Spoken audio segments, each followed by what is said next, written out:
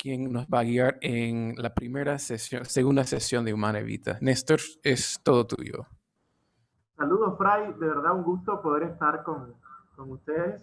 Y luego de pasar esta asistencia, ya saben que estamos, hay una doble motivación, además de conocer sobre Humana Vita, que ya es una motivación suficiente como para estar participando.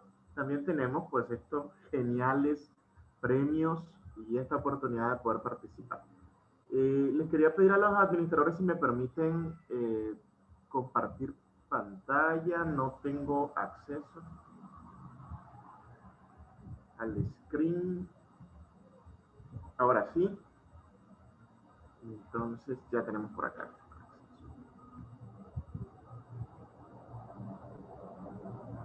Bien. Vamos para entrar directo, ¿no?, en materia, vamos a continuar con este curso sobre la Humana Vita. Es un curso muy interesante que nos está dejando sobre todo mucha información, pero también que nos está acercando a ese deseo profundo, ya lo mirábamos la semana pasada, de este gran hombre, San Pablo VI, que tuvo una visión profética, tuvo un trabajo profético al conducir la iglesia en aquellos años, pero sobre todo también al hacer, ¿no?, al escribir, al regalarnos, al obsequiarnos la Humana Vita. Y para comenzar y escucharles a ustedes y participar y conectar un poco con en la primera sesión que tuvimos la semana pasada, me gustaría invitarles a participar. Y luego de ver ese Papa en la Tempestad, que fue una película muy hermosa, nosotros la continuamos viendo durante la semana. Creo que en el curso debiera ser una tarea seguir como sacando anotaciones de esta película, porque siempre hay algo que podemos rescatar, siempre hay algo que nos puede quedar. Entonces, creo que es un tema siempre pendiente, repasar esta película que nos deja tantos mensajes bonitos. Les quisiera preguntar, luego de ver la película, ¿cómo describen ustedes a San Pablo VI? ¿O qué les llamó? Ya Fray nos preguntaba en la primera sesión qué les llamó la atención. Ahora, como así, luego de ver la película, ¿ustedes cómo describen a San Pablo VI? Están disponibles los micrófonos para que ustedes participen, tal vez unas 3 participaciones.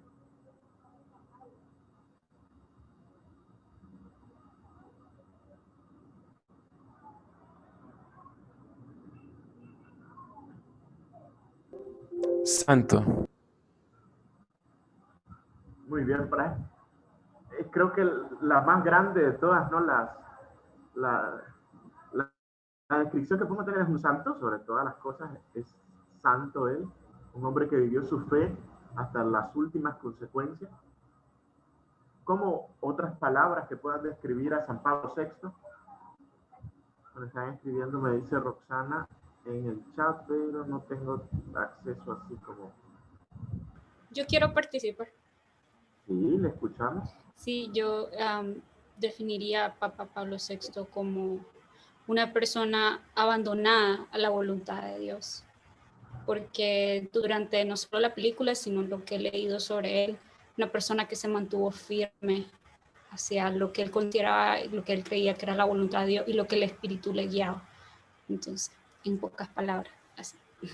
Gracias, Martita. La verdad que una descripción muy acertada y sobre todo la firmeza de él, de poder tener esa certeza de que lo que estaba defendiendo era la fe, lo que estaba exponiendo a través de su magisterio era la fe.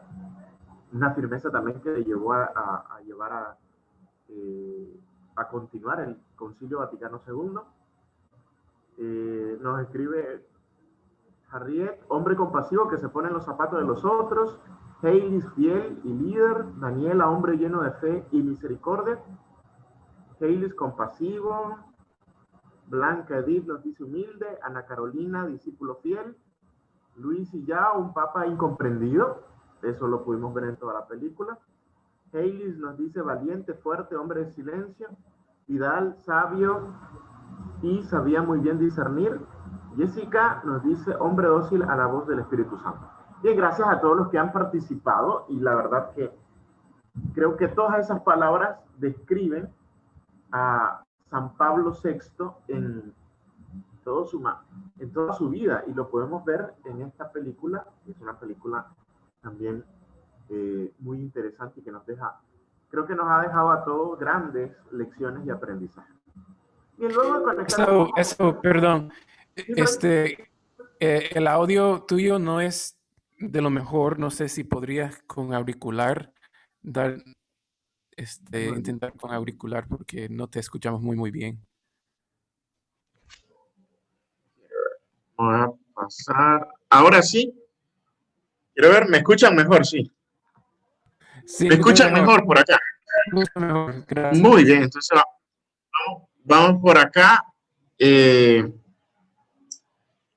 decía que todas esas descripciones que ustedes nos hacían o escribían, Martita que compartía, Fray, la descripción por excelencia de santidad de San Pablo VI, es un resumen de esta primera sesión. Recuerden que hemos comenzado todas estas sesiones con una película que ha sido muy interesante y que nos ha dejado muy buenas lecciones. Y ahora vamos a continuar para conocer sobre la Humanae Vitae o seguir estudiando la Humanae Vitae. Vamos a continuar con el contexto en el cual surge precisamente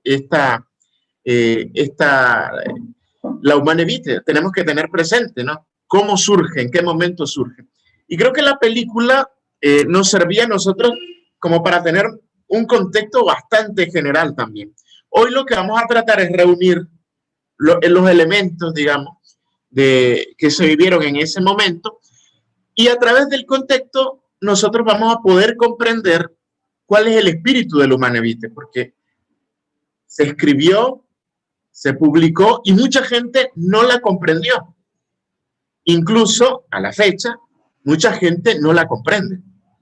Mucha gente incluso intenta reescribirla o reinterpretarla, incluso muy fuera del espíritu con el cual la escribió San Pablo VI.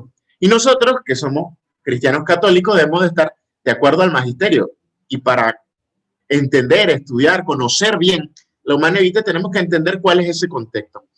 Esta presentación va a estar disponible para ustedes. Ustedes la pueden, voy a compartirles el enlace para que ustedes puedan tenerla toda la presentación. Está en línea, no necesitan descargarla. Y ahí ustedes van a poder darle seguimiento también luego, ¿no? Si ustedes quisieran ver más información, porque les dejo algunos recursos en la misma presentación que ustedes les pueden servir para estudio. Vamos a regresar por acá con la presentación.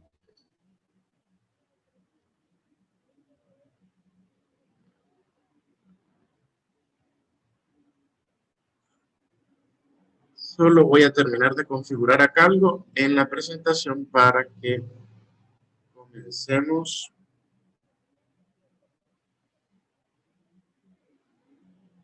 Ya lo tenemos por acá.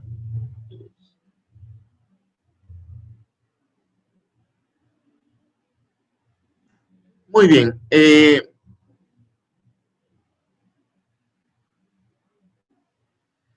Hemos dividido este tema en esta primera parte, lo que mirábamos sobre San Pablo VI. Luego, el nuevo enfoque del problema, que es el numeral 2 de la Humanae Vitae, el contexto histórico con 4 divisiones concretas, un breve adelanto que es más una mención a un tema que ustedes ya lo van a ver con más detenimiento en las próximas sesiones sobre la Comisión Pontificia, una descripción de la realidad que firmó su propia pasión San Pablo VI con la Humanae Vitae, un resumen general y unos recursos que les comparto.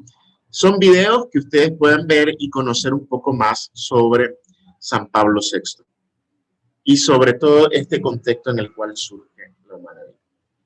Bien, el numeral 2 que ustedes tienen también en sus libritos, que tienen un diseño genial. Nosotros en Mobi tenemos esos diseños espectaculares y que debemos de leer la Humanae Vitae. Yo creo que todos ya la hemos leído. Es una lectura sencilla y rápida y Fray nos está enseñando, ¿no?, esa edición especial de Moving.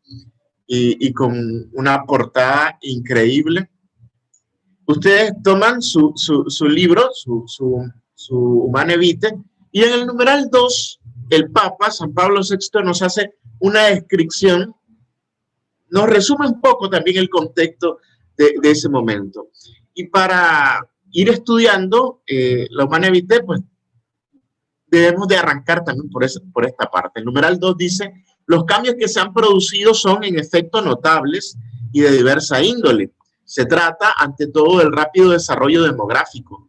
Muchos manifiestan el temor de que la población mundial aumente más rápido que las reservas de que dispone, con creciente angustia para tantas familias y pueblos en vía de desarrollo, siendo grande la tentación de las autoridades de oponer a este peligro medidas radicales. Además, las condiciones de trabajo y de vivienda y las múltiples exigencias que van aumentando en el campo económico y en el de la educación, con frecuencia hacen hoy difícil el mantenimiento adecuado de un número elevado de hijos. Para ubicarnos en el contexto, estamos en el año 1968. Estamos viviendo una sociedad que es posguerra. Recuerden que del 39 a 1945 se desarrolla una de las situaciones más difíciles que ha vivido la humanidad, la Segunda Guerra Mundial, millones de muertos, ¿no?, en todo el mundo, una realidad que llevó a la contienda a muchos países, a muchas naciones, y nos estamos levantando. O sea, hay una situación que se está viviendo en el mundo, ha finalizado las dos guerras, porque también esa primera parte del siglo pasado estuvo marcada por la Primera Guerra Mundial y la Segunda Guerra Mundial. Nos encontramos ya en el 60, también estamos en esa parte inicial de la Guerra Fría, y hay una corriente de pensamiento que incluso creo que se repite mucho en nuestro tiempo sobre el tema de la población mundial. Actualmente andamos entre 7.000 millones, ya acercándonos a los 8.000 millones con todo y el tema de la pandemia que también nos ha reducido un poco, pero hay una realidad que desde ese entonces, o un eco que se viene dando desde esos años, y es que la cantidad de personas que somos en el mundo está provocando que haya un problema para abastecernos, digamos, de alimentos. Somos demasiados y estamos a punto de colapsar el planeta. En aquellos años se hacían pronósticos, por ejemplo, que en 1980 el agua ya no íbamos a tener agua en el planeta, que el tema de los combustibles fósiles, el tema del petróleo y todo lo demás, iba a estar agotado, que iban a estar completamente arrasados los bosques, habría desertificación en algunos lugares, el deshielo de los glaciares, mucho también de cosas que ya escuchamos en nuestro momento y que de alguna manera también algunas son muy reales y vamos, ¿no?, hacia ese camino. Pero todo esto no es provocado por el tema de la natalidad, sino que por nuestra propia injusticia. El magisterio de la Iglesia nos ha venido hablando y ha venido desarrollando toda una reflexión sobre la justicia social, que también era algo que se discutía y que se planteaba en esos años, y a veces nos damos cuenta que nuestro planeta nos da para todos. Por ejemplo, cuando nos ponemos a pensar en el desperdicio de la comida, nosotros nos gusta achacarle los males a quienes no se pueden defender y se los echamos a los niños, y vivimos en una sociedad que es bastante egoísta. Esos albores se miraban en el año 1960, en 1968, en esa década. Venir y decir de que el problema del mundo era por los niños. Y hay una voz que ha ido sonando y que ese eco se ha venido haciendo realidad mucho en nuestros días, que actualmente nuestra generación, me refiero mucho al tema de los millennials y los centennials, que son las generaciones más recientes, miran a los niños como un problema. Si ustedes les preguntan a una joven qué quiere hacer en el futuro, lo menos que quiere ser es mamá. O sea, quiere ser profesional, quiere tener casa, quiere tener carro, quiere viajar por el mundo, pero no quiere ser mamá porque los niños son un problema. El eco de esas voces ya San Pablo VI nos los venía señalando en el numeral 2 de la Humane Vitae. Todas esas palabras, todo ese eco es lo que ha venido resonando en nuestro tiempo y que desde esos años ha venido como dando un lineamiento. Pero ojo con este tema, San Pablo VI lo que propone en el numeral 2, y luego lo vamos a ver en toda la Humanae Vitae, es un nuevo enfoque del problema.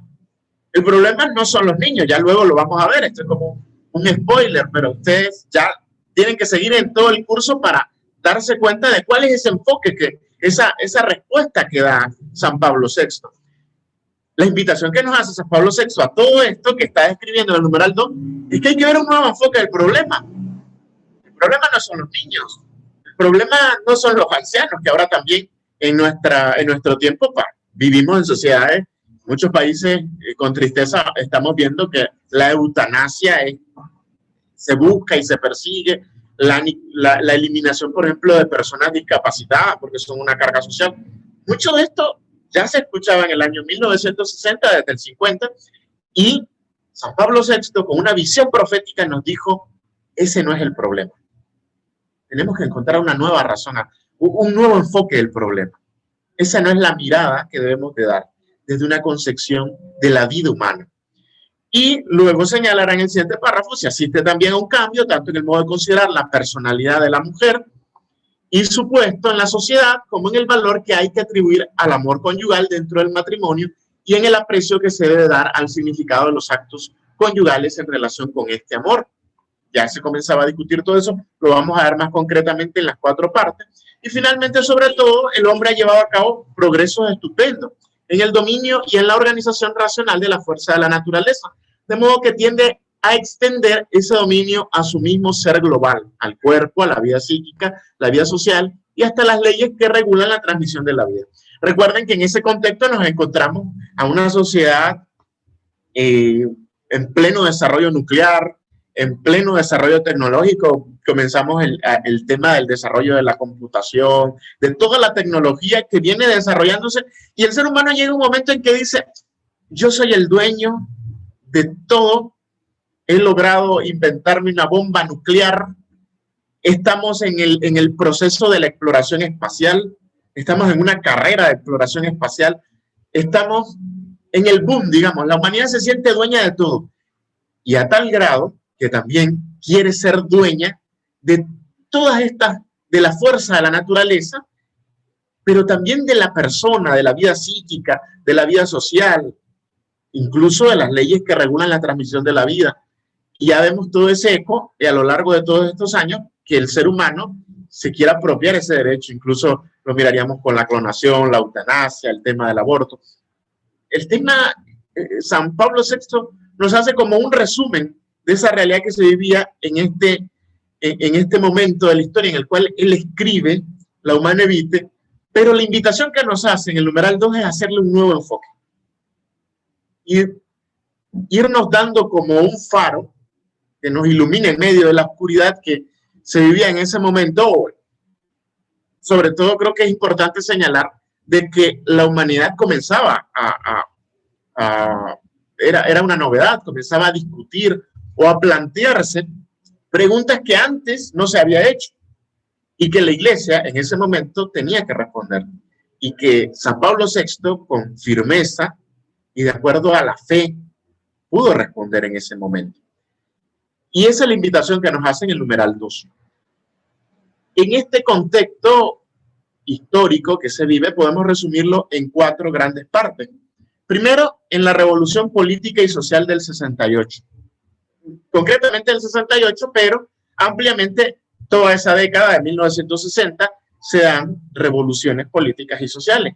Y toda esa realidad que vive el mundo, de alguna manera, repercuten en el tema de poder escribir la Humanae Vitae, sobre todo porque plantean el tema de la transmisión de la vida, el tema de la familia, y toda esta realidad que intentan tocar, y San Pablo VI quiere iluminar. La revolución sexual, que en todos los años 60 comienza a darse de una forma como con demasiada fuerza. La revolución sexual no fue algo del 60, continuó en el 70, continuó en el 80, siguió en el 90, y creo que todavía seguimos teniendo consecuencias de ese momento de la historia en el cual el ser humano, o la propuesta que teníamos, la que se nos ocurrió, la gran idea era, no separemos el amor de la sexualidad. Es que como que no pega. O sea, dale alegría a tu cuerpo, Macarena. Si ustedes quieren alguna descripción de una canción, ¿no?, que pueda describir, no tal vez los años 60, pero sí la revolución sexual es eso, ¿no? Dale alegría, o sea, no pasa nada. O sea, ya es una burda genitalidad, es decir, no importa, todos somos libres, yo puedo hacer lo que yo quiera, sin ningún compromiso, y quitémosle eso de amor. Incluso lo vemos ahora, más concretamente en las formas de las relaciones, como se manifiestan, ¿no? En las relaciones de pareja, muchos hablan de fuckboy, ¿no? O un chico solamente para estar, una salida solamente para tener relaciones y ya nada más, sin compromiso, sin amor. Alguien leía en estos días, un poco me ponía a revisar las redes sociales y miraba publicaciones donde decían que no existe nada mejor en el mundo que tener relaciones con alguien y que al día siguiente no te pregunten qué somos. Eso es parte de lo que ya se plantea en esta revolución sexual y que vivimos consecuencias en nuestro tiempo. O sea, simplemente nos acostamos, pero no me interesa quién sos, y que esto tiene incluso hasta una pregunta una repercusión filosófica. Porque ya incluso el pensamiento desde los 60 ya no se estudia mucho la filosofía, el tema de la moral se va dejando de un lado, porque se pretenden callar esas voces para decir, no, todo es válido, todo es lícito. Y eso es parte de lo que vemos en la revolución sexual. La aparición de la píldora anovulatoria viene a ser otra realidad que vivimos en los años 60, y el movimiento feminista exacerbado es otra realidad también que impacta. Y en medio de todo esto aparece San Pablo VI y escribe la Humane Vitae y nos hereda a nosotros. Creo que los que estamos participando en este curso debemos de sentirnos herederos de San Pablo VI al tomar este documento en nuestras manos. Y ahí vemos lágrimas, sudor y sangre de la Iglesia y de San Pablo VI, que nos ha heredado a nosotros. Nosotros creo que nos debemos de sentir herederos del amor y de la vida. De una palabra que se repetía mucho en la película, de la civilización del amor. Nosotros somos, o debemos de sentirnos, los herederos de la civilización del amor. Y desde Billing, desde el método de ovulación Billing, desde Mobbing, debemos de sentirnos herederos de la civilización del amor. Somos aquellos portavoces de la civilización del amor en medio de este mundo que tanto necesita hablar de amor y de vida. Y esta realidad que tenemos por acá, ahora vamos a verla un poco, tal vez más detenidamente, o con algunas características especiales que nos tocó vivir en esos momentos. Tenemos, en primer momento, los movimientos sociales del año 1968. Estos movimientos sociales, el mundo vivió durante esos años protestas. Algunas cosas el mundo no ha cambiado también mucho. O sea, hay situaciones que se vivieron en el 60 y que se siguen viviendo en la actualidad. Pero estamos hablando que concretamente en el año 1968 hubieron protestas, revoluciones. Mucha gente, incluso si lo buscamos, ¿no?, en el tema histórico, en libros de historia vamos a encontrar un apartado solamente de los movimientos sociales del año 1968, y son una escalada mundial de conflictos sociales predominantemente caracterizados por rebeliones populares, en aquel momento contra gobiernos militares, contra élites burócratas que se establecieron, situaciones de represión que se han vivido y que se vivieron desde esos años. Habrán diferentes focos. Estados Unidos concretamente vivirá una situación muy particular con el tema de las protestas contra la guerra de Vietnam, y todo esto ustedes lo mirarán, ¿no?, en un logo que es el de amor y paz, ¿no?, en todo un movimiento que venía y hablarnos de la paz para luchar en contra de esta guerra de Vietnam, porque en aquel momento muchos jóvenes sentían de que lo que estaba sucediendo era algo injusto o era algo que no estaban de acuerdo. Quería hacerse también un paréntesis cuando nosotros hacemos un análisis histórico. Nosotros no podemos juzgar la historia como buena o mala. Tenemos que ser objetivos al momento de ver la historia. O sea, muchas de las situaciones que se vivieron, tristemente, fueron perjudiciales, pero también hubieron situaciones que nos han ido llevando a quienes somos actualmente. Lo importante de la historia, cuando analizamos la historia, es comprender de dónde venimos, por qué estamos así y hacia dónde nos dirigimos. Pero a nosotros, a nuestra sociedad, en este 2021 nos toca tomar la decisión. O sea, nosotros tenemos un impacto de lo que hicieron nuestros padres. Creo que la mayoría, me atrevería a preguntar si aquí hay alguien de 1960. No creo, pero por si hay alguien del 60. Yo soy del 87. La Martita creo que será como del 90. Fray, usted será tal vez del 80, ¿no? O del 70. Del 80, ¿ves? Ninguno de nosotros estuvimos, creo que en esa década de 60, ni niños ni adolescentes. Venimos, sí, vivimos las consecuencias que se vieron en ese momento, pero más que decir, qué malos que eran, qué relajo armaron los del 60, ¿no? Nosotros creo que nos debemos de poner a pensar, ¿qué hicieron ellos? ¿Qué nos ha llevado a vivir esta realidad que tenemos actualmente? Pero ¿qué podemos hacer para cambiarla? Ya no juzgando y echándole la culpa, porque muchas veces solamente somos culpar a los demás hacia atrás, pero no asumimos la cuota de responsabilidad que tenemos hacia el futuro. Y ese es el paréntesis que quería hacer, que nosotros seamos conscientes de no hacer un juicio destructivo de lo que pasó. Ya pasó. Eso es parte también de lo que hemos vivido, pero que a partir de ahora nosotros podemos construir esa civilización del amor que ha soñado San Pablo VI, que nos continúa hablando San Juan Pablo II. Tenemos esa realidad, el tema de las protestas contra la guerra de Vietnam, tenemos movimientos por los derechos civiles, era una situación que se vivía en esos años. En ese mismo año tenemos un acontecimiento que marcó la historia y es los asesinatos de Martin Luther King y de Robert Kennedy. Tenemos movimientos en el tema de la música, en el tema del cine. Tenemos la primavera de Praga. Tenemos la situación de la Guerra Fría. En nuestra misma América tenemos situaciones en Chile, en México. Se desarrollaban en aquellos años los Juegos Olímpicos de México y en ese mismo año se tenía, coincidentemente con la celebración, la masacre de Tlatelolco, que es una situación que marcó mucho a la sociedad mexicana. Tenemos el otoño caliente en Italia y toda esta realidad que se viene desarrollando en el mundo, la revolución cultural china, que tiene también mucho impacto en la sociedad en ese momento, con Mao, que está encabezando, ¿no?, ese momento, y el Partido Comunista Chino. Todo eso es como el contexto político, cultural, social en el cual nos desarrollamos y nos desenvolvemos en el año 1968.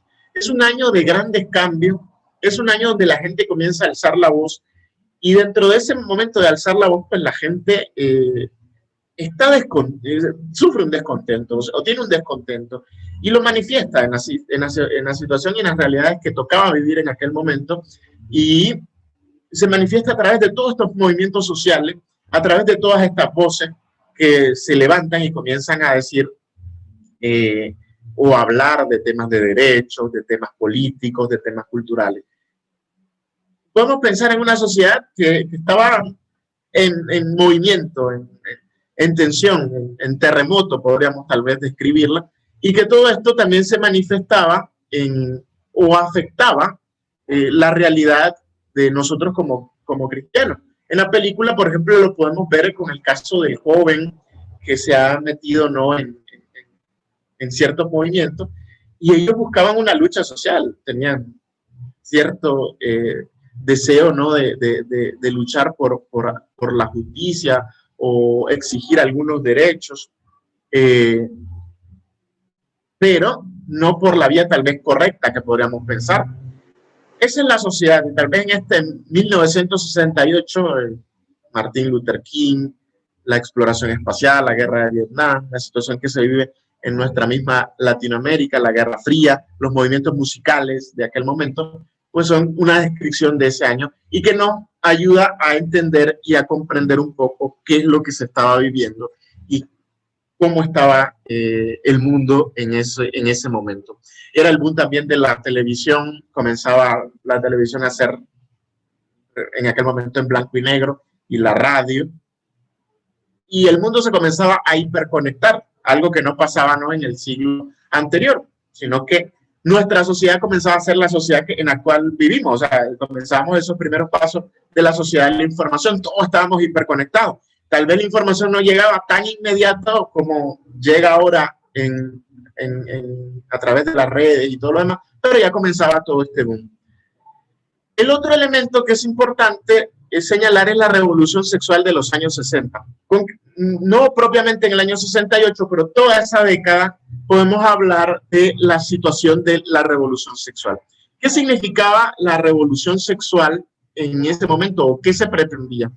Este tema de la revolución sexual lo que buscaba o en lo que se identificaba era en algunos temas concretos, la igualdad entre los sexos, el feminismo y concretamente los métodos anticonceptivos, porque pretendían la liberación de la mujer, luego lo vamos a ver un poco más concretamente, y era la gran propuesta de ese momento. Lo que se decía o lo que se discutía o lo que se peleaba era de que habíamos vivido en una sociedad que había sido reprimida por la iglesia.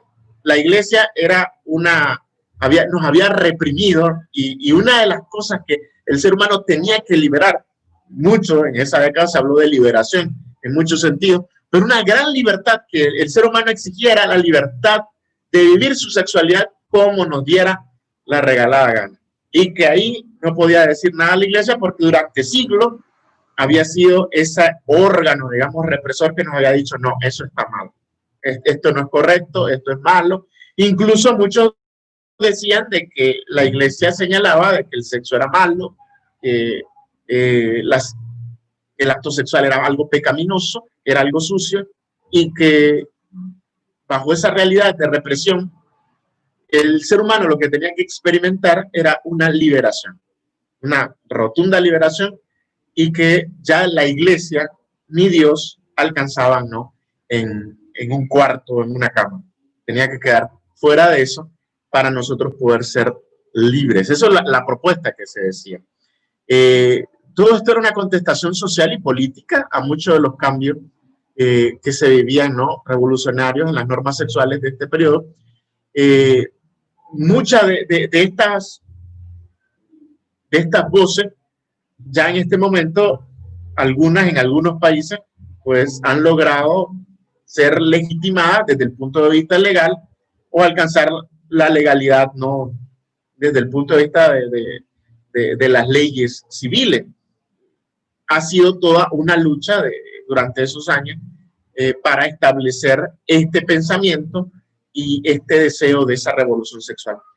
Esta liberación sexual lo que pretendía era una reivindicación y una recuperación plena del cuerpo humano y de su desnudez, de la sexualidad como parte integral de la condición humana, individual y social, cuestionando el papel tradicional de la mujer y por tanto del hombre y, lógicamente, de la institución del matrimonio.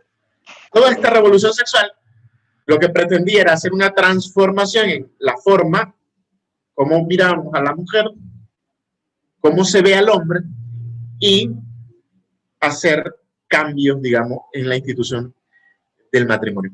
Que vale señalar que la institución del matrimonio es una institución natural, de orden natural. No nació con los estados. El ser humano, si lo vemos desde el punto de vista antropológico, anterior a los estados siempre ha sido la familia. Anterior a los estados y a cualquier forma de gobierno, siempre ha sido el matrimonio. Desde que una parejita se juntó, Adán y Eva, una misma descripción que nos hace también la antropología, desde que una parejita se juntó y no había más normas, esa pareja estableció de la forma natural como Dios nos ha creado esa convivencia, que es la familia, que es el hogar. Y en los años 60 lo que se quería era decir, no, el Estado es el que tiene la obligación de regular esa institución que es natural, de orden natural, como en la familia. Lo vemos actualmente incluso con algunas propuestas.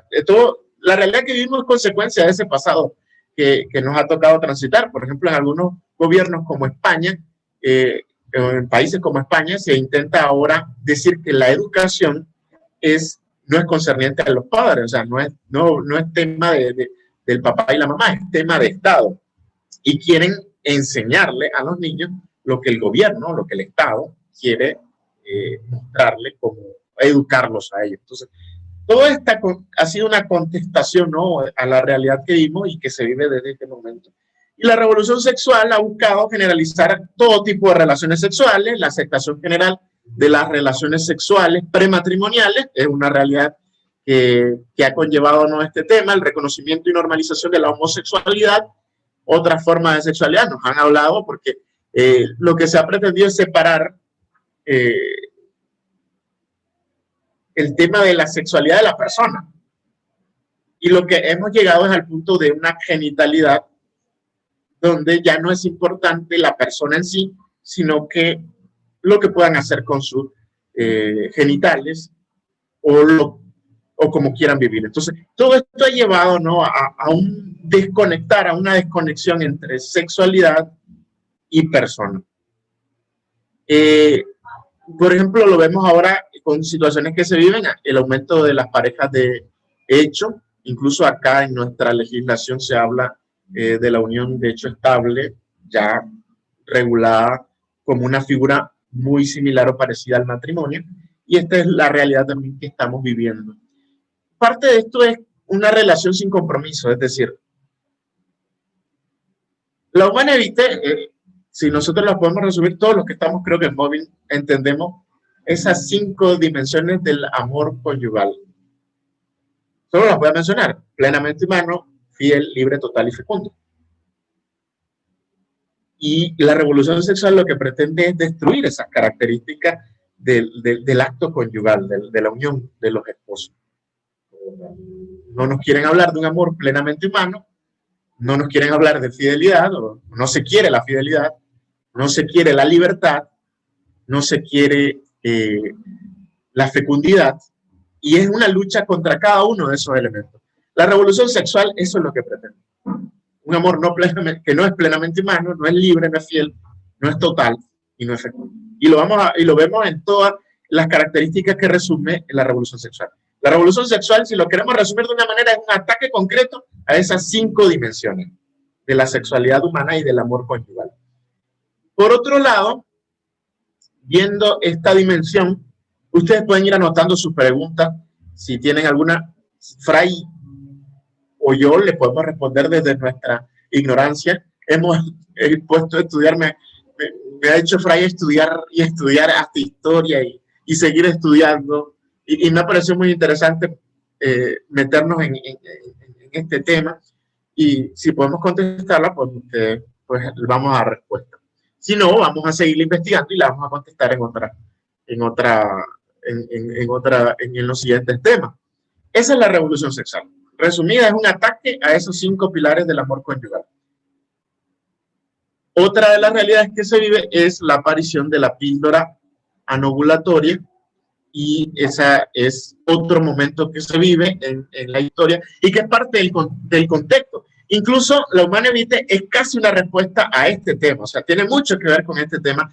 Hay que ver que este tema lo mirábamos en la película dentro de la iglesia, y yo creo que lo vivimos en nuestro tiempo de una manera también tan así. Muchos cristianos católicos, de misa y de todo, ellos estaban de acuerdo con el tema de la píldora. Y la Humana Vitae es una respuesta y una guía, sobre todo en primer lugar, para nosotros, los que decimos ser católicos, y luego es una invitación a que evangelicemos a quienes no son católicos. A veces creemos de que esto nos lo está escribiendo el Papa, sí, para toda la sociedad, para todo el mundo, pero nos lo está diciendo en primer lugar a nosotros los católicos, para que tengamos clara nuestra fe.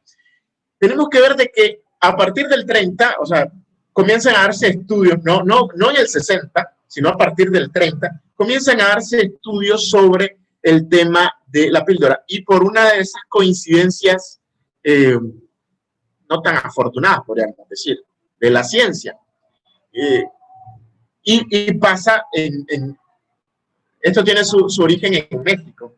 Había un doctor, un científico, un profesor en química, más concretamente, que se llama Russell Marker. Él se encontraba ahí de vacaciones, por eso es que a veces, como paréntesis, el ocio es tan enemigo, ¿no?, de las virtudes. Él se encontraba de vacaciones en una de las selvas tropicales de México, en los años 30 del siglo pasado. Y este profesor ahí, como se encontraba desocupadito, estaba de vacaciones, se puso a experimentar con un grupo de esferoides vegetales que se conocen, según los científicos, yo no soy muy especialista en ese tema, como sapogeninas. Él está haciendo ese trabajo y descubre que hay un proceso químico que transformaba esa sapogenina en diogenina en progesterona, es decir, en la hormona sexual femenina que tan intensamente se estaba buscando ya desde los años 1930, porque lo que se buscaba es la posibilidad de desarrollar una sustancia que fuera sintética con actividades similares a la progesterona y que pudiera administrarse por vía oral y que fuera capaz, en la dosis usada, de interferir en el proceso cíclico de la ovulación y la fecundación. Eso es lo que se pretendía. Y surge en los años 1930, por ahí en esa década del 30, a través de este científico, este profesor de química, Russell Marker, que muy frescamente en sus tiempos de vacaciones y lleno de mucho ocio, se puso a experimentar. Lógicamente, el descubrimiento que él hace, pues se sigue estudiando en los siguientes años, pero los primeros resultados se logran hasta el año 1955. Lógicamente, ese descubrimiento necesitó de una investigación, de una serie de investigaciones, también de una inversión económica y el apoyo de personas interesadas en conseguir resultados eficaces. Y en relación a esto, por eso hay una mujer aquí en esta presentación, y es Margaret Sanger. Margaret Sanger. Margaret Sanger es una feminista muy famosa, exaltada por todo el movimiento feminista, porque ella busca la inversión o consigue el financiamiento para continuar con las investigaciones que desde el 30 se están haciendo, pero para concretamente obtener la píldora y liberar a la mujer. Ese era su pensamiento.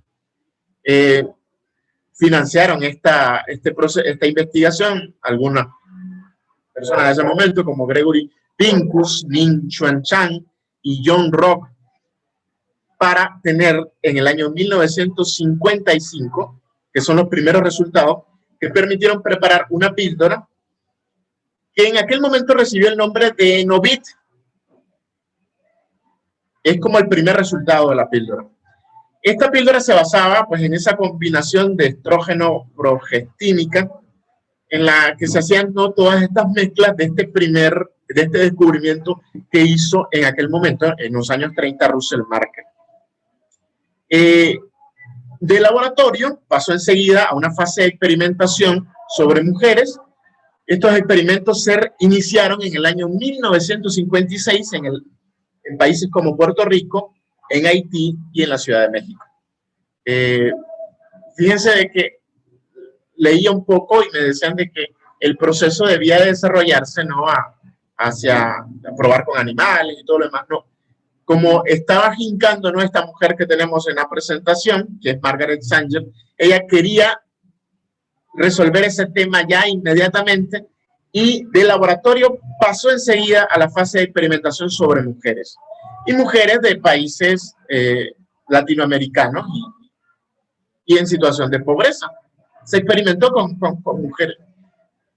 Que esto es como un paréntesis también. O sea, la feminista o el feminismo que intenta, ¿no?, luchar por el tema de la mujer y todo lo demás, pues experimentó con mujeres. Así de cruel y cruda es la realidad. Experimentó con mujeres sin importar qué consecuencias a estas mujeres les podía tener en estos países, Puerto Rico, Haití y México.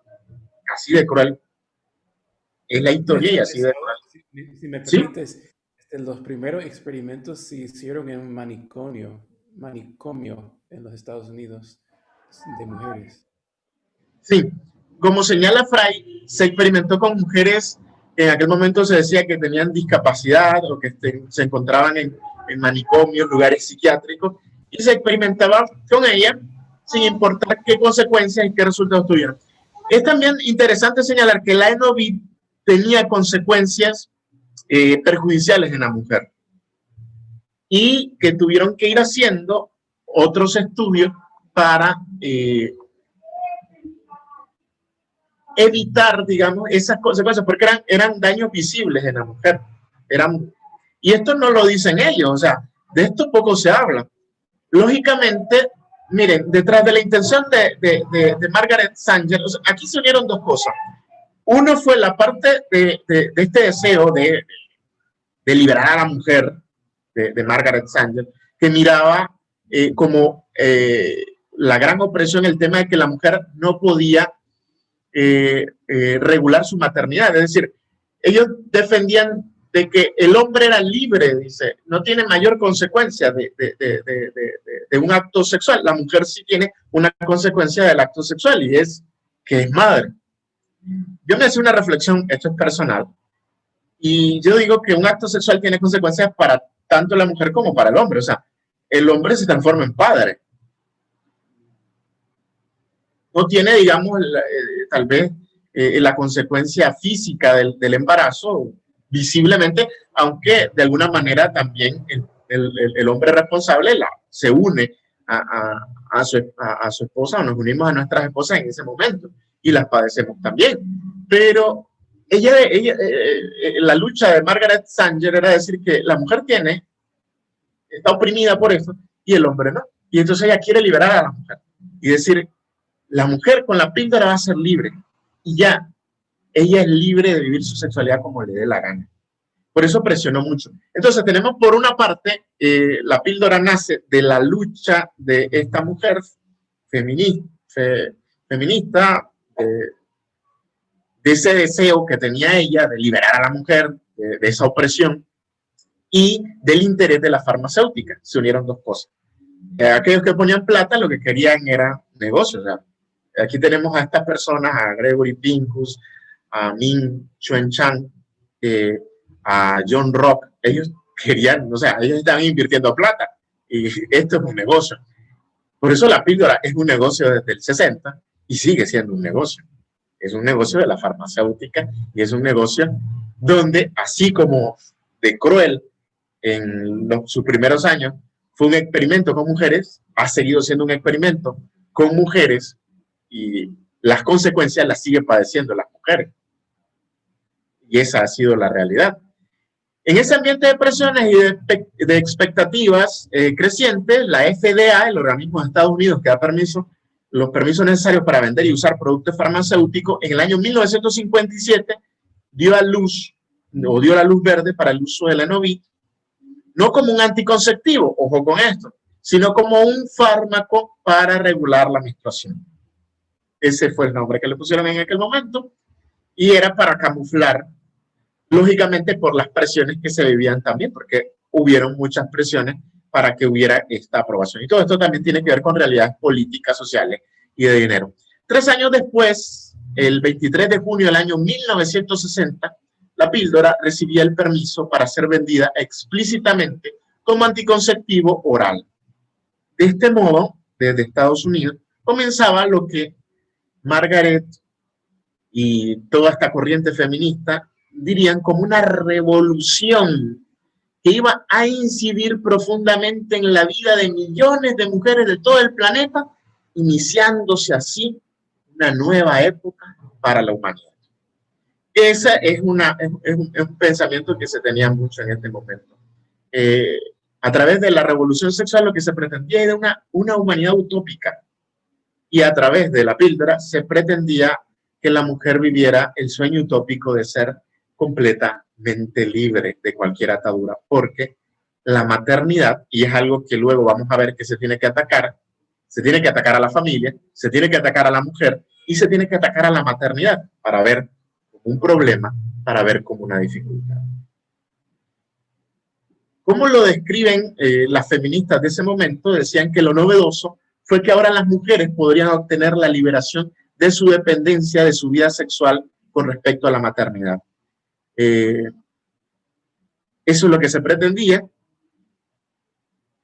Y para ello fue un gran paso indiscutible hacia la búsqueda de la igualdad de la mujer con el hombre, liberándola de aquella amarra difícil que ellos creían no poder romper, o que pretendían romper, o que quieren romper, de la sexualidad y el embarazo. En otras palabras, la mujer llegaba a conseguir una situación que hasta ese momento era solo un privilegio inequitativo del varón, cuál era el de ejercer la sexualidad sin el riesgo de la llegada de un hijo, sin quedar embarazada. Esa era la intención que teníamos, esa era la lucha que se tenía.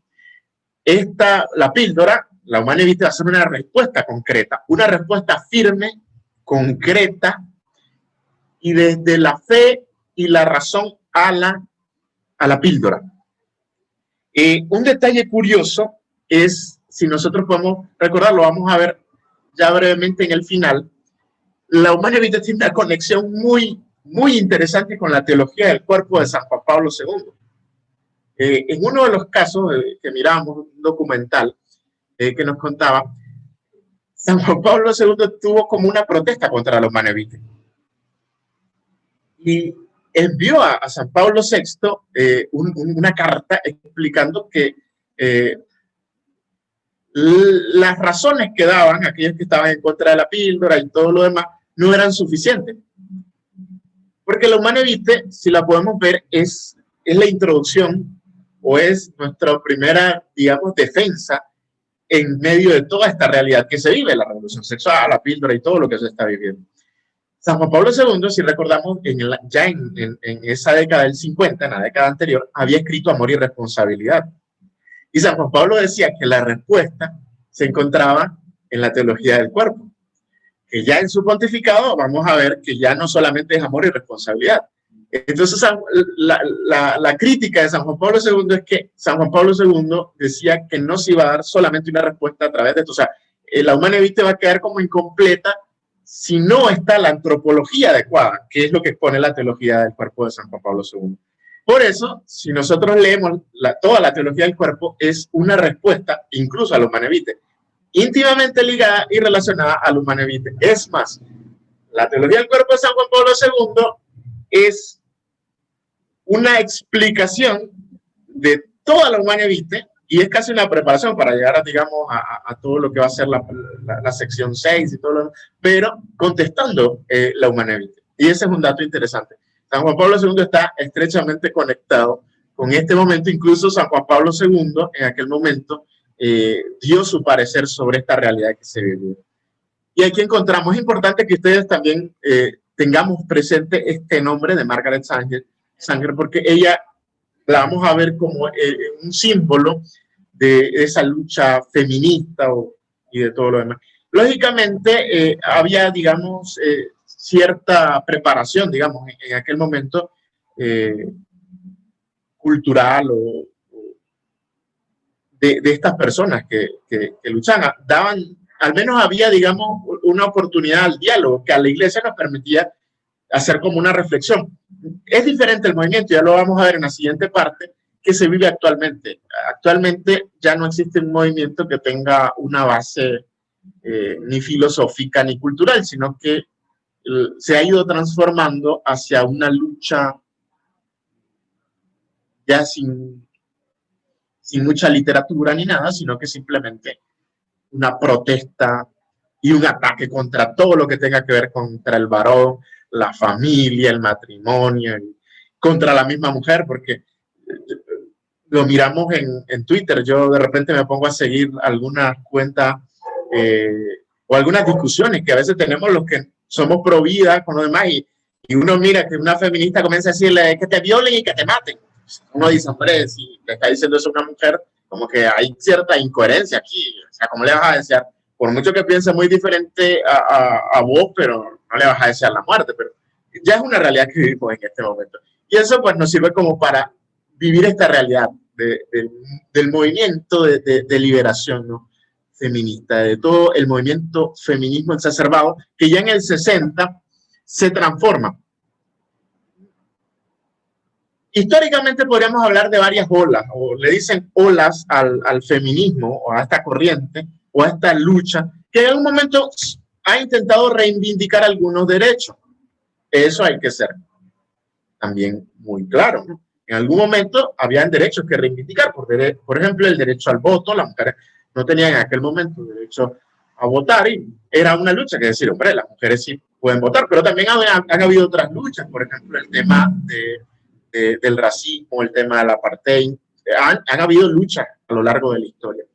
Concretamente, si en el año 60, en esa década del 60, incluso algunos dicen hasta el 90, hablamos de la segunda ola feminista, porque en una primera ola hablamos de un feminismo ilustrado, es decir, buscaban la reivindicación de algunos derechos o algunas situaciones. Por ejemplo, las mujeres en una parte de nuestra historia no podían ir al colegio, no podían estudiar, no estudiaban, digamos, algunas carreras en concreto. Aquí en Nicaragua, por ejemplo, tenemos un privilegio. Yo estuve hace poco en el Sauce, en la casa donde vivió Conchita Palacios, que es la primera mujer médico de Nicaragua y de Centroamérica, y eso fue también por ahí de los años 60, que ella se fue a estudiar medicina en un momento en que era impensable que una mujer estudiara medicina. Mucho de eso a nuestros países latinoamericanos llegó un poco más tarde, digamos, esas olas. Pero concretamente en ese año, en esa década, estamos hablando de la segunda ola feminista, el movimiento de la mujer o liberación de la mujer. Esta segunda ola haría referencia a un periodo de actividad feminista que comenzó en los años 60 y que duró hasta el año 1990, ya de nuestro siglo pasado. La primera ola del feminismo, o lo que se pretendía, lo que se enfocaba principalmente era en la superación de los obstáculos legales, lo que le compartía, ¿no? La parte jurídica, la igualdad legal, el sufragio femenino, los derechos de propiedad. En cambio, la segunda ola tenía una amplia variedad de temas. Ya no solamente eran las reivindicaciones que se pretendían en la primera ola, que muchas eran justas, la gran mayoría, por no decir todas, eran justas, pero la segunda ola ya es una lucha por otros temas. Y aquí hablamos ya de la desigualdad no oficial, de facto, lo que mencionan las corrientes feministas, la liberación de la sexualidad, el tema de la familia, el lugar del trabajo, y la más controvertida, digamos, en aquellos años, y que todavía pues, sigue siendo como eslabón de lucha de todo este tema, es los derechos de la reproducción. En esta etapa estamos viviendo también consecuencias propiamente del contexto de la historia. Recuerden que acaba de pasar la Segunda Guerra Mundial, habían compañías, por ejemplo, que animaban a las mujeres a trabajar en los puestos de hombres, que los puestos en los cuales habían quedado vacíos porque los hombres iban a la guerra. Eso es lo que estaba pasando en los años 1939 al 45. Y, pues, lógicamente, al ir los hombres a la guerra, las fábricas quedaban sin trabajadores. Entonces, hubieron empresas que invitaban a que las mujeres ocuparan el puesto de los hombres que estaban peleando en la guerra. Y, lógicamente, ya estamos en el año 60, se terminó la guerra en el 45, los hombres regresan a casa y ahora las empresas le dicen a las mujeres que, bueno, ya trabajaron su rato, pueden ir a ocuparse de las labores que tradicionalmente se han ocupado las mujeres. Es lo que decían en aquel momento, ¿no? Regresen a la casa, regresen a la cocina, regresen a hacer. Y las mujeres que ya habían probado un poco del tema de trabajar o de tener esa independencia, pues como que se molesta porque dice, ay, ya hemos probado el trabajar en una fábrica, el trabajar en una empresa. Las mujeres a partir de la guerra ocuparon puestos en lugares y ahora nos mandan otra vez a la casa. A partir de esa experiencia comienzan esas luchas de las mujeres para decir, bueno, el tema del trabajo, pero la corriente feminista en esta segunda ola agrega esta realidad, el tema de la desigualdad, la sexualidad, la familia, el lugar de trabajo y el tema de los derechos en la reproducción. La corriente feminista exacerbada va a tomar como bandera la píldora vamos a ver que luchan porque la píldora es el gran liberador de la mujer y lo que va a traer, digamos, una realidad diferente, va a hacer que todo cambie. Y esa es la realidad que se vive.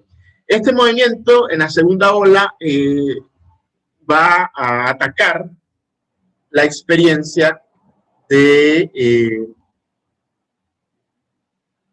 la familia como tal, de la mujer, y va a pretender, digamos,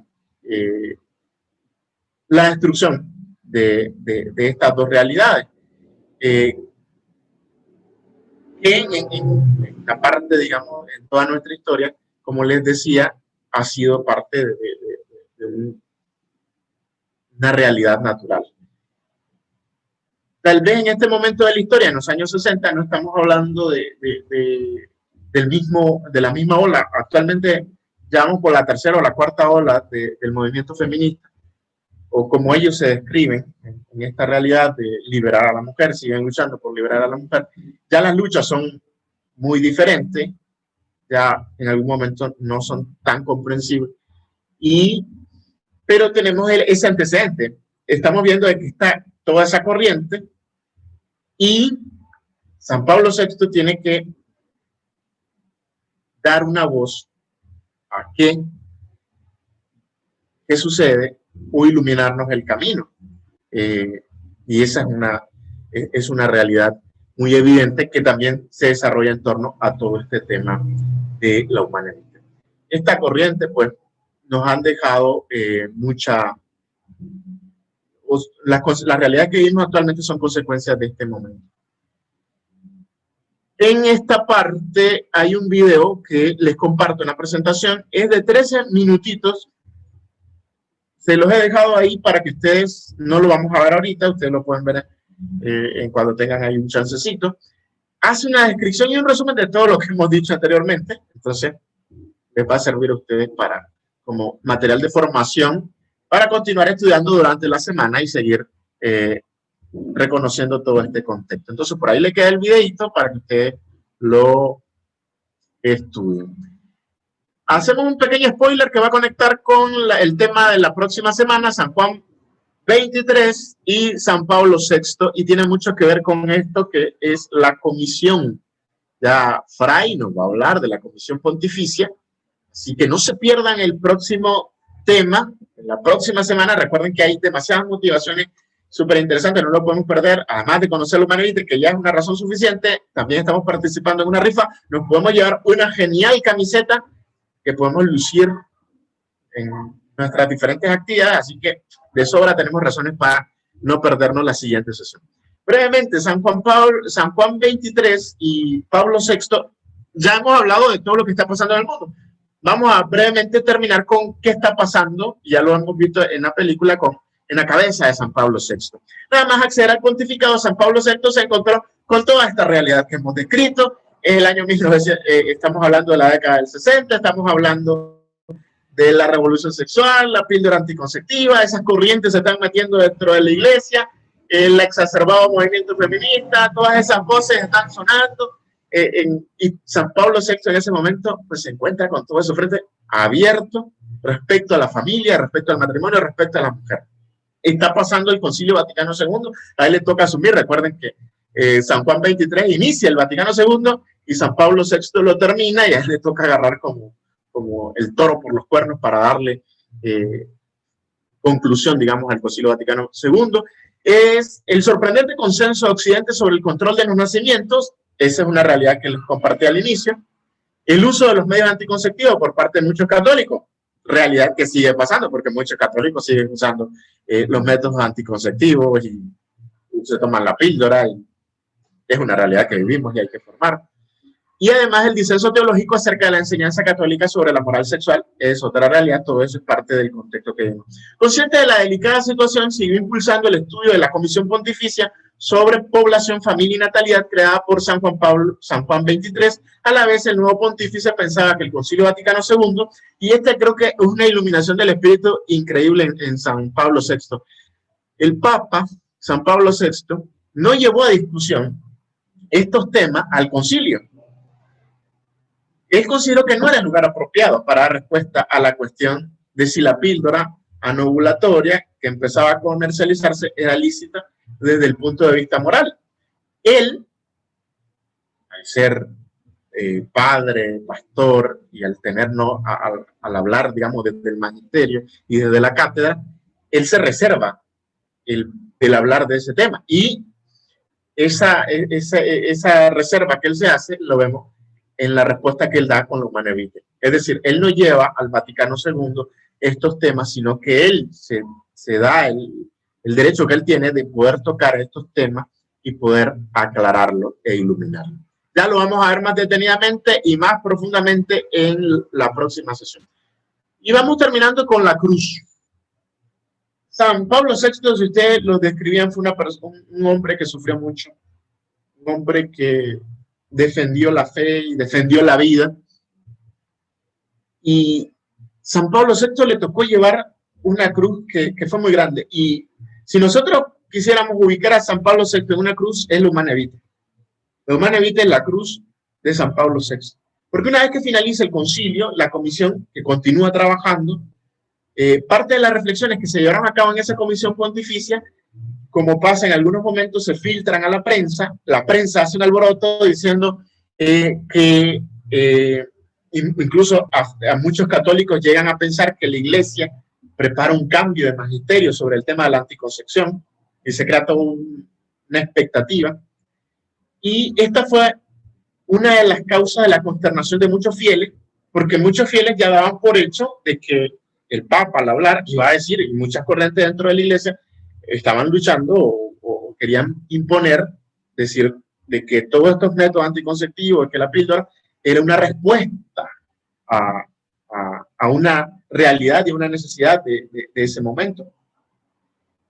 Y cuando escuchan a San Pablo VI en la Humanae Vitae, en el año 1968, que él expresa la enseñanza tradicional de la Iglesia sobre amor y vida, entran en contradicción, en consternación, señalan al Papa, algunos lo acusan de loco, otros de que el Papa ha actuado no en contra del magisterio, de que el Papa se ha equivocado. Y ciertamente por eso la Humanae Vitae se trata de un documento muy sufrido. Muchos señalan de que ese 25 de julio, después de celebrar la misa del Espíritu Santo, Pablo VI rubricó la encíclica y él firmó su propia pasión.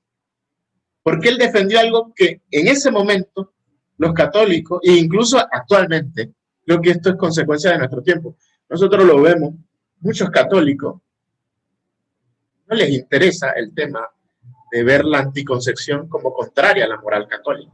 La fe contraria a la moral. Usan la píldora, están casados, van a misa. No podemos juzgar a las personas, pero sí tenemos que denunciar el pecado. Esa es una invitación que nos hace nuestra fe. Tenemos que decir dónde está la verdad. No los podemos condenar, pero sí tenemos que decir dónde está la verdad y qué es pecado y qué no es. Y San Pablo VI en aquel momento, ese 25 de julio cuando firmó, él dijo, él defendió por sobre toda la gente que en ese tiempo y que en nuestro tiempo todavía sigue, no teniendo claro la enseñanza de la Iglesia, dijo que la vida humana, que la civilización del amor, no se encontraba ahí. No se encontraba en esa propuesta que se daba en esos años. Él nos expuso otra propuesta. Nos expuso la propuesta de un amor plenamente humano, de un amor libre, fiel, total y fecundo. Y yo creo que tarde ha sido canonizado San Pablo VI. Lo fue porque ese hombre sufrió un martirio. Lo vimos en la película, no solamente en el tema de la Humanae Vitae, sino en otros aspectos de su vida, pero él defendió la vida por sobre todas las cosas. Y terminamos con ese resumen del cual, como les decía, somos herederos nosotros. San Pablo VI es uno de esos pioneros en hablar de la civilización del amor. Nosotros desde este lugar defendemos la civilización del amor, o debemos de defender la civilización del amor. Somos los herederos de la Humanae Vitae. Y hablar de la Humanae Vitae, o asumir la Humanae Vitae, no solamente como un documento que debemos de leer, que todo católico debiera de leer. Debemos de hacer que todos todo católico leyera el Humanae Vitae. Debemos de hacerlo de vida. No puede quedar, después de ir a este curso, no puede quedar solamente en una lectura, un estudio teológico, un conocimiento doctrinal. Debemos de tener o asumir el estilo de vida del Humanae Vitae. Y el estilo de vida del Humanae Vitae es de la civilización del amor. Es proponer la civilización del amor en medio de un mundo que ya se ha desarrollado a lo largo de todos estos años, que pretende la civilización de la muerte. Hoy a nosotros nos toca exponer al mundo la civilización del amor y la vida. A grandes rasgos, el contenido del Humanae Vitae puede resumirse en dos ideas muy concretas. Por una parte, trata directamente sobre la contracepción en sí misma considerada. Por otra parte, denuncia que la píldora ha distorsionado el modo de concebir la naturaleza, el significado y la belleza de la sexualidad humana. La belleza que nos habla el Humanae Vitae se ve distorsionado con esta propuesta de la píldora, y que nuestra sexualidad debe estar orientada hacia el amor, a la luz del amor y de la vida, unidad y procreación. La encíclica Humanae Vitae es un documento profético, sabio, clarividente, cuyo único propósito fue la defensa del ser humano, del matrimonio, de la familia, de la sociedad. El magisterio de San Juan Pablo II, de Benedicto XVI, del Papa Francisco, la ha confirmado y la ha profundizado. La Humanae Vitae ha seguido haciéndose eco en cada uno de esos documentos. Es un eco, encontramos el eco en la teología del cuerpo, en las familiares consortios, lo encontramos en Amoris Laetitia. Es el eco sigue siendo, después de todos estos años, la Humanae Vitae sigue sonando en el magisterio, en la voz de los papas, en la voz de la iglesia. Y nosotros por eso debemos de hacer esa voz que diga en este momento de la historia que el amor y la vida, el amor, la procreación, son inseparables. Edad y procreación. Y termino con lo que les compartí, el último ciclo de los 6 ciclos de la catequesis de San Juan Pablo II sobre teología del cuerpo, se centra precisamente en la encíclica Humanae Vitae. De hecho, y como el propio Papa San Juan Pablo II explicó, toda la teología del cuerpo es un gigantesco comentario sobre Humanae Vitae. Los ciclos 1 y 5 son toda la preparación para el ciclo 6 de la teología del cuerpo. Y el eco que San Juan Pablo II encontró, la respuesta que le dio, esa fuerza que le dio al Humanae Vitae, lo encontramos en la teología del cuerpo de San Juan Pablo II. Por eso, hermanos, nosotros podemos de ser pregoneros de la civilización del amor y herederos del sudor, de la sangre y de las lágrimas de San Pablo VI, que entregó su vida para que nosotros hoy debiéramos de defender la civilización del amor, la civilización de la vida. Les comparto que les dejo por acá unos recursos que ustedes pueden igual seguir viendo durante la semana. La Humanae Vitae, cuando Pablo VI ordenó destruir las copias impresas para revisar el documento, ahí van a encontrar algunas respuestas que daba o inquietudes que daba San Juan Pablo II sobre el documento o las ideas que tenían en torno al documento. Las encíclicas más contestadas de la historia, la Humanae Vitae ocupará el lugar casi primero de todo este tema, porque dijo algo que el mundo no quería oír, pero, hermanos, nosotros no estamos para decir lo que el mundo quiere oír.